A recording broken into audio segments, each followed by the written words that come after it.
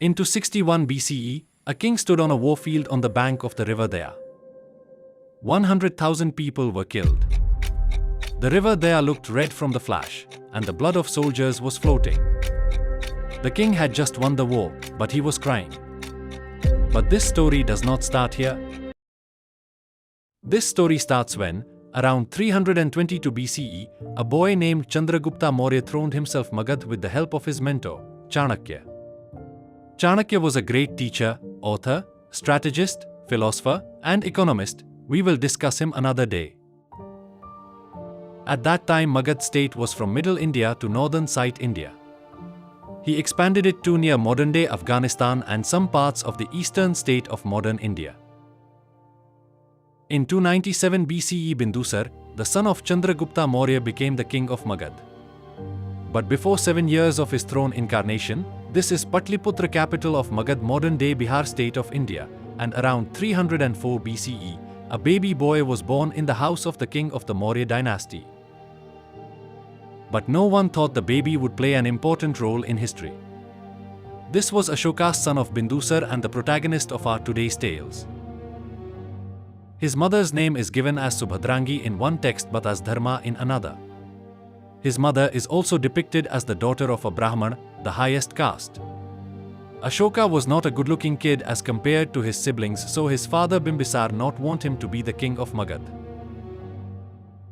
His mentor was Radhagupta, disciple of Chanakya. He learned politics and diplomacy from the book Arthasastra written by Chanakya, and this knowledge was going to help him to expand his state to an empire. At the age of 18, Ashoka married to Mahadevi, who was a Buddhist, and later Buddhism was going to change him. King Bindusar had chosen Shushim, elder brother of Ashoka, as his successor. When king got ill, Prince Shushim was on an expedition to calm down a revolt of the Kyasila.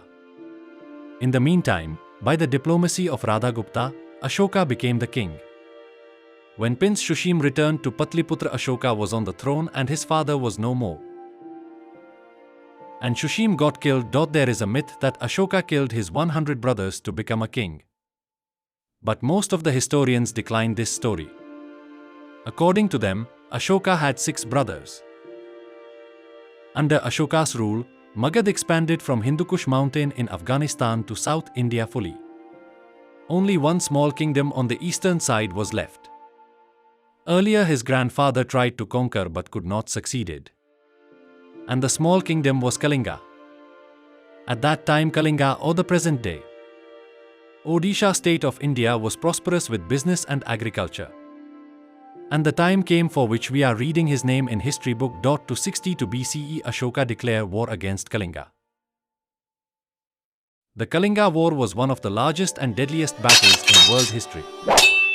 Nearly 250,000 people lost their lives. After winning the war, when he the dead bodies and heard the cryings of soldiers' family, he could not stop himself in crying. There is also another story. After winning the war, Ashoka distributes gifts as the wish of the respective people. And the end, one woman came to his court and asked, "O Lord, can you give me my son back who died in your mighty war?"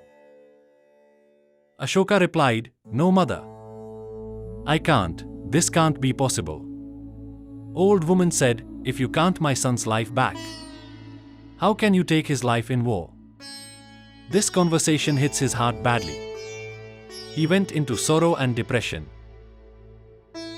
And after that, eventually, Ashoka met Upagupta, who was a disciple of Gautam Buddha. He was motivated by Upagupta. The Kalinga War was the last. He adopted Buddhism and obeyed the principle of non-violence. With Ashok's dedication, Buddhism went outside of Indian continent. He sends his daughter and son to Sri Lanka to spread Buddhism. He ordered making Buddhist teachings, embarked on rock edicts so that people can know about Buddhism.